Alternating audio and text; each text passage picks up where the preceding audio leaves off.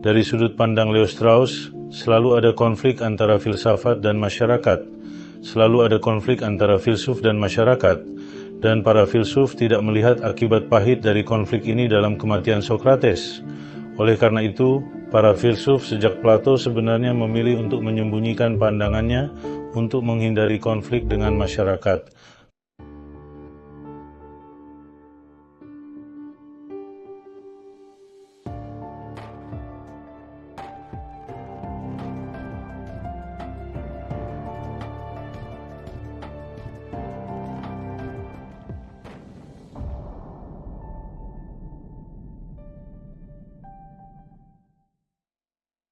Halo semuanya dari Sekolah Istanbul. Pemirsa yang budiman, kita akan membahas tentang padanan filsafat Islam di masa modern. Tamu kami adalah Profesor Dr. Mehmet Cüneyt Kaya.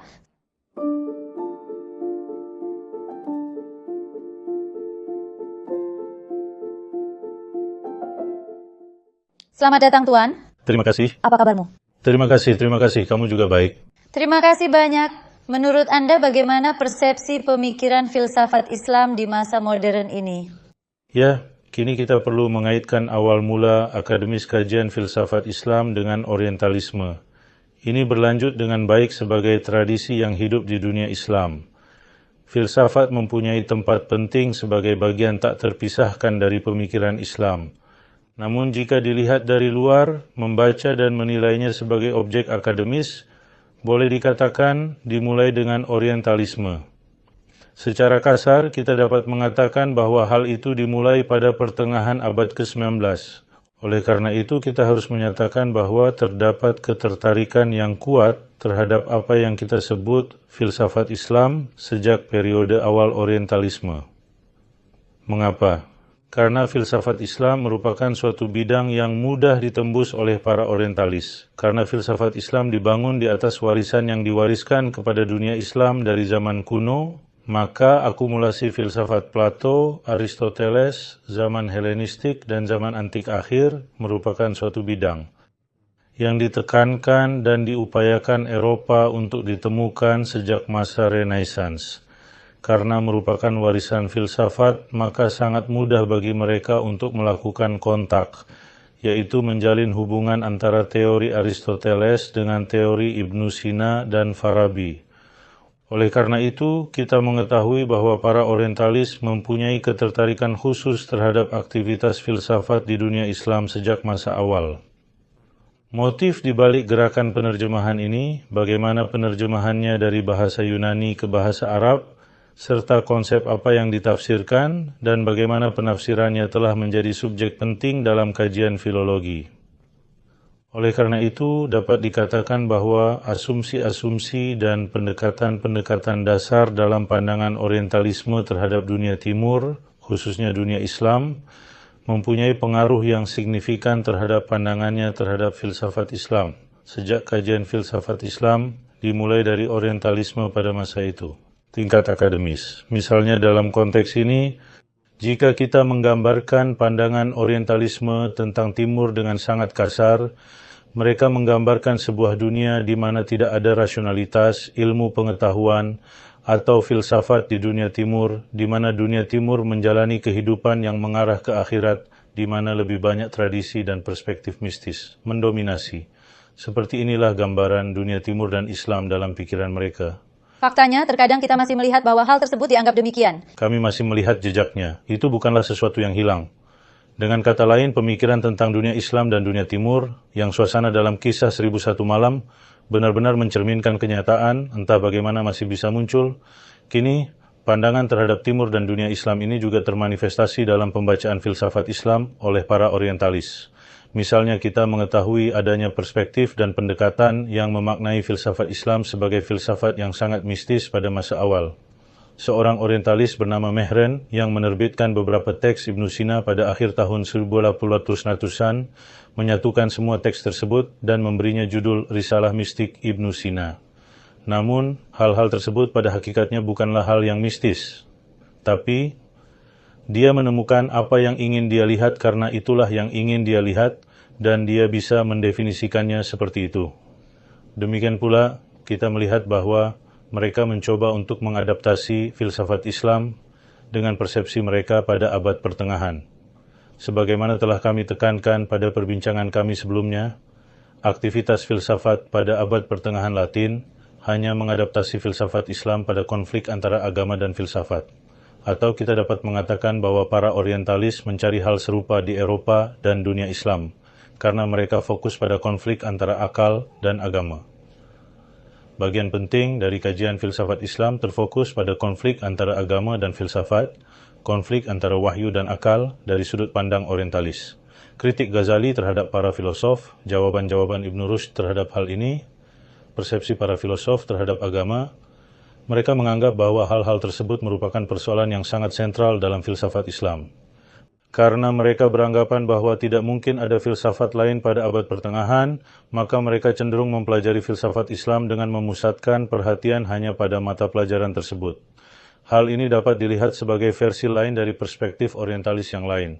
Tentu saja kita juga menjumpai perspektif yang melihat filsafat Islam hanya sekedar mediator ilmu pengetahuan yang berasal dari Yunani kuno, dan kemudian ditransfer ke Eropa melalui terjemahan ke dalam bahasa Latin pada akhir abad ke-10. Jadi dari sudut pandang ini, filsafat Islam tidak mempunyai nilai apapun. Itu tidak memiliki nilai intrinsik. Itu dipandang sebagai alat. Kendaraan, jembatan, mereka mengambil warisan Yunani kuno, menerjemahkannya dan melestarikannya. Kemudian mereka mengirimkannya ke Eropa kepada pemilik aslinya. Dapat dilihat dalam teks-teks orientalis bahwa peran seperti itu diberikan dalam filsafat Islam. Selain itu, yang dapat kita lihat sejajar atau lanjutan dari pandangan ini adalah filsafat Islam berakhir pada masa Ibn Rushd. Pada akhir abad ke-12, Ibn Rushd wafat pada tahun 1198. Boleh dikatakan setelah tanggal tersebut, penilaian bahwa tidak ada aktivitas intelektual, filosofis, atau ilmiah di dunia Islam kembali muncul dalam kajian orientalis yang sebenarnya berkaitan dengan persoalan jembatan. Dengan kata lain, telah dialihkan kepada pemilik aslinya, dan tokoh terpenting dalam pengalihan ini adalah Ibn Rushd. Penerjemahan teks-teks Ibn Rushd membuka pintu yang sangat penting bagi skolastik Latin. Dengan demikian, bagi mereka diambil apa yang bisa diambil dari filsafat Islam, dari Islam pada umumnya. Setelah itu, hal itu tidak lagi penting bagi mereka.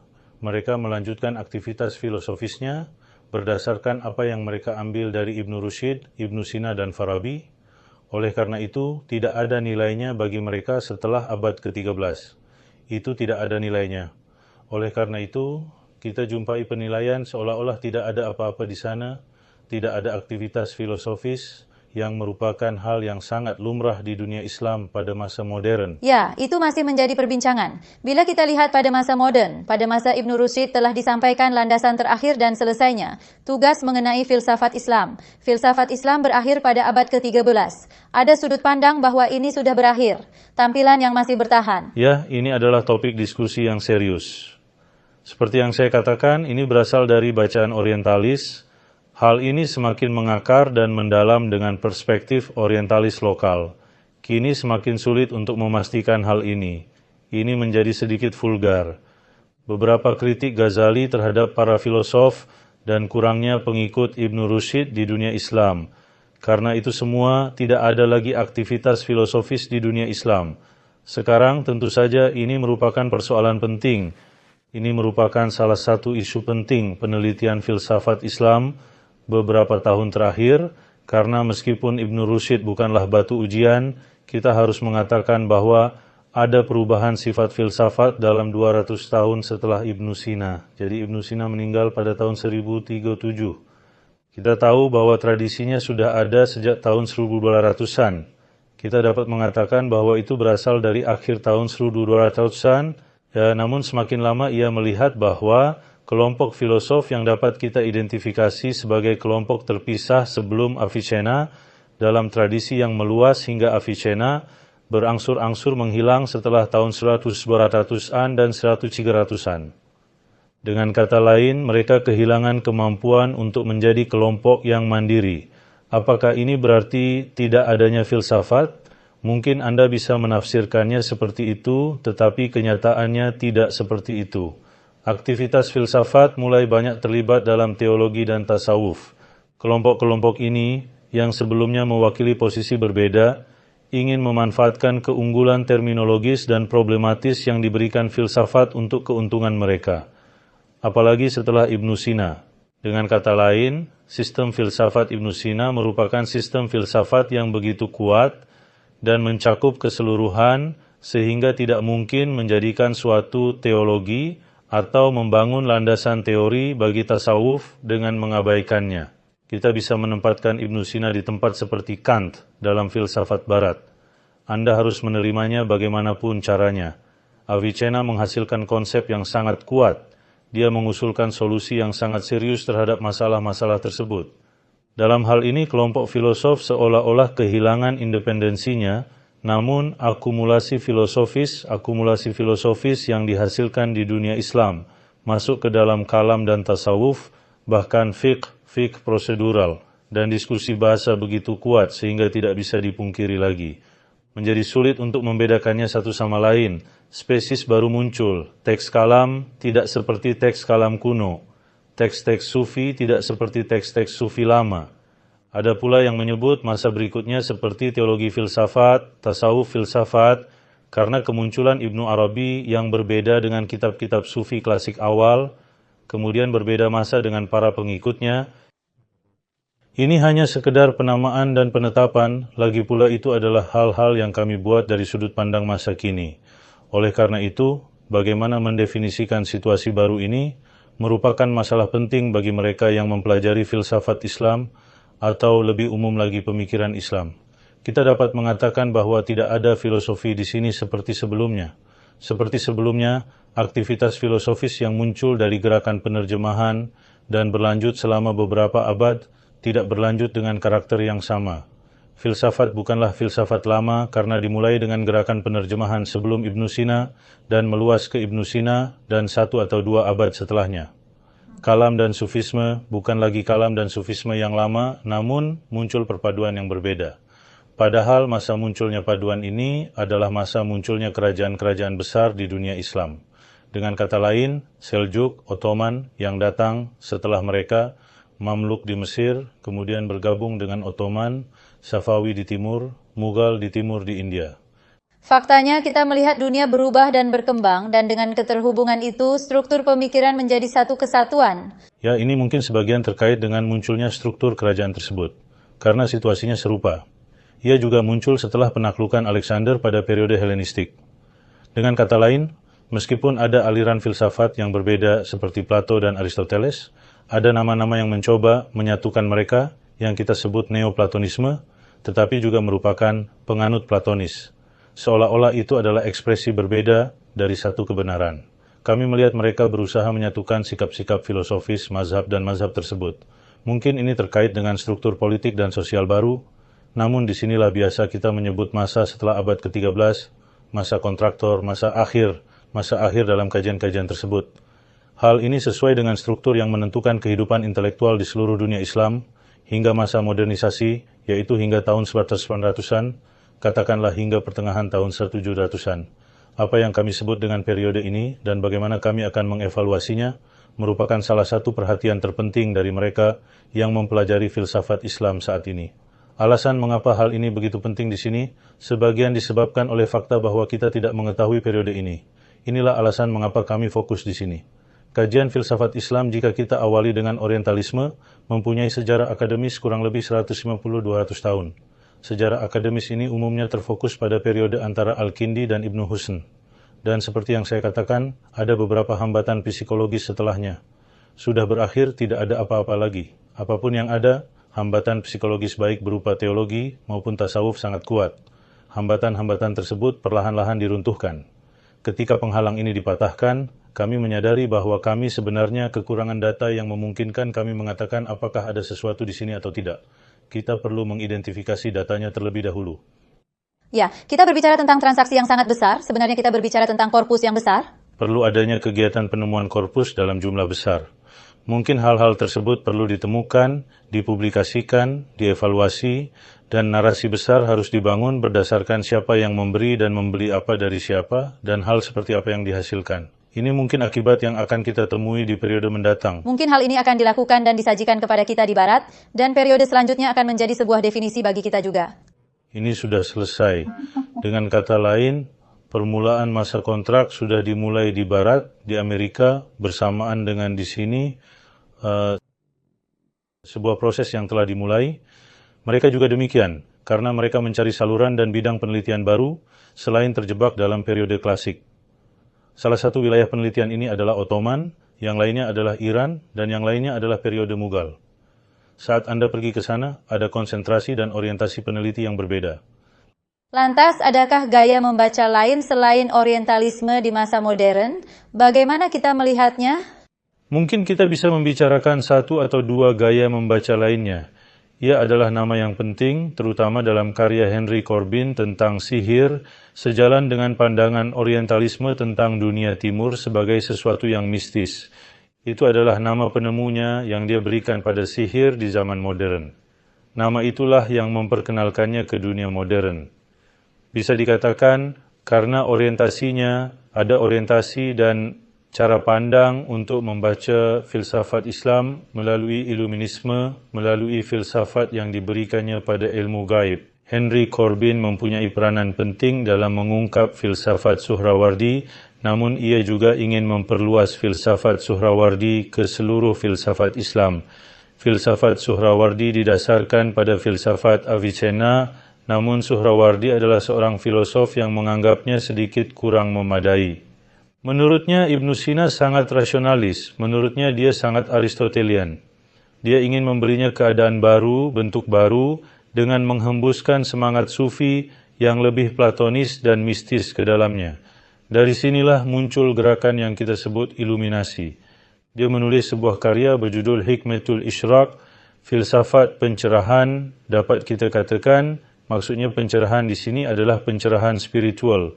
Henry Corbin benar-benar pengagum Suhrawardi, dan pengaruh Suhrawardi terhadap Suhrawardi membawanya kembali ke filsafat Iran, Mullah Sadra, dan dia ingin menggeneralisasikan pandangan yang dilihatnya di sana yang merupakan semacam perpaduan antara tasawuf dan filsafat ke seluruh Islam. Filsafat. Jika hal ini terjadi, hal ini akan berubah menjadi sudut pandang yang sedikit terdistorsi. Dapat dibaca seolah-olah seluruh filsafat Islam adalah filsafat yang berorientasi mistik. Perspektif lain datang dari filsuf politik terkenal Leo Strauss. Leo Strauss adalah seorang filsuf politik penting yang hidup di zaman modern. Dia adalah nama penting yang dikenal karena kritiknya terhadap modernisme dan liberalisme. Dia seorang Yahudi, dan studinya tentang Spinoza membawanya ke Maimonides. Maimonides, seorang filsuf Yahudi penting yang mempengaruhi Spinoza, filsuf yang dikenal dalam budaya kita sebagai Maimonides.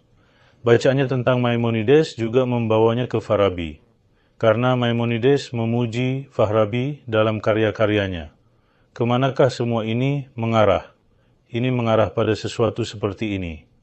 Dari sudut pandang Leo Strauss, selalu ada konflik antara filsafat dan masyarakat. Selalu ada konflik antara filsuf dan masyarakat, dan para filsuf melihat akibat pahit dari konflik ini dalam kematian Sokrates. Oleh karena itu, para filsuf sejak Plato sebenarnya memilih untuk menyembunyikan pandangannya untuk menghindari konflik dengan masyarakat.